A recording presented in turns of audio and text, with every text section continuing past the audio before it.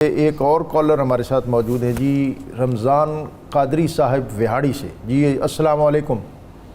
بخاری صاحب قبلہ حضور، آپ کی پیری ٹیم کو مبارک ہو۔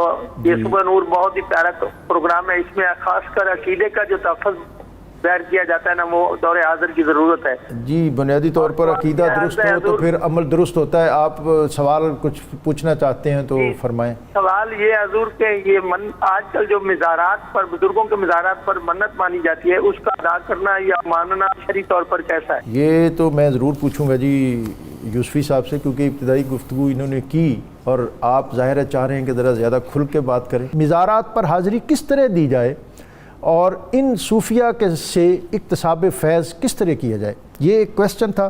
میں چاہوں گا کہ مفتی صاحب اس پر تھوڑی بات کر لیں اور اس کے بعد پھر ہم اپنے دیگر مضامین کی طرف آئیں۔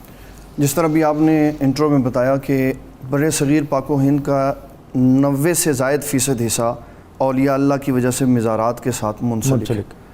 سب سے پہلے اس میں سمجھنے والی قبلہ بات یہ ہے کہ زندگی اور موت انسان کے تعلق کو توڑتی نہیں۔ واہ سبحان نبی صلی اللہ علیہ وسلم کی ایک حدیث کا یہاں سہارا لیں گے تاکہ بات سمجھ آ جائے۔ بخاری شریف میں لکھا، نبی صلی اللہ تعالیٰ علیہ وسلم فرماتے من زار قبری فقد زارنی، جو میری قبر کے پاس آیا وہ میرے پاس آیا۔ واہ واہ واہ سبحان اللہ۔ یہ بات پتہ چلتی ہے کہ قبر کے ساتھ تعلق فوت شدہ کے ساتھ ہی تعلق ہے، اور ہمارے اسلاف میں اولیاء اللہ میں جو دنیا میں اسلام اور دین پھیلاتے رہے، ان کا فیض جس طرح زندگی میں چلا، بعد از وفات بھی فیض چلا، انہوں نے لوگوں کو فیض یاب کیا۔ مفتی صاحب والدین کے مزار پر حاضر ہونے کی بھی تاکید ہے؟ جی والدین کے، اور صرف حاضر ہونے کی تاکید نہیں بلکہ پوری وضاحت سمجھائی کہ جب انسان وہاں جاتا ہے اور نام لے کے اپنے والدین کو سلام کرتا ہے تو وہ جواب بھی دیتے ہیں، اگرچہ ہمیں اس کی آواز نہیں آتی، اس کے اوپر ہمارے اوپر پردہ ڈال دیا گیا۔ پھر ہمارے ہاں جو مزارات کے اوپر جا کے نظر پیش ہوتی ہے، دعا ہوتی ہے، اس کا پیور خالص جو طریقہ اہل سنت میں ہے، اس کو امام محمد رضا فاضل بریلوی رحمۃ اللہ تعالیٰ علیہ نے بڑی وضاحت کے ساتھ فتاوی رضویہ میں بیان کیا تاکہ کوئی انگلی نہ اٹھا سکے۔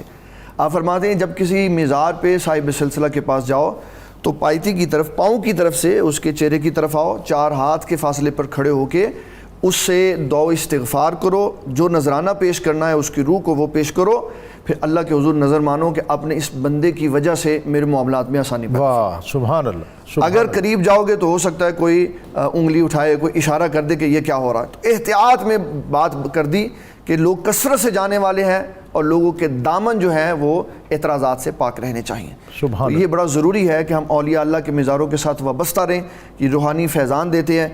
سید احمد نے لکھا کہ مجھے فیضان چاہیے تھا تو میں نے قطب الدین بختیار کاکی رحمۃ اللہ تعالیٰ علیہ کی قبر پر جا کر ان کی روح سے ارادت حاصل کی، تو آپ نے روحانی فیضان سے اپنی قبر سے مجھے چشتی اور قادری دونوں فیض عطا فرمائے۔ سبحان اللہ سبحان اللہ۔